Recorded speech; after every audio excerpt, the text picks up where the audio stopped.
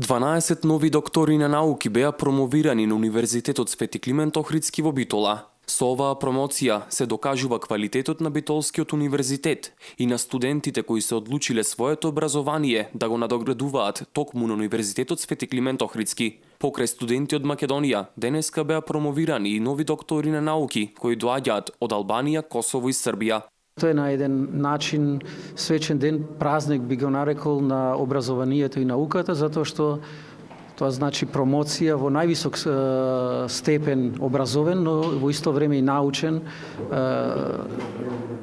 потврдувајќи дека универзитетот е вклучен во ваквите образовни системи во Македонија и пошироко, затоа што имаме кандидати и од други земји кои ќе промовираме на денешниот настан.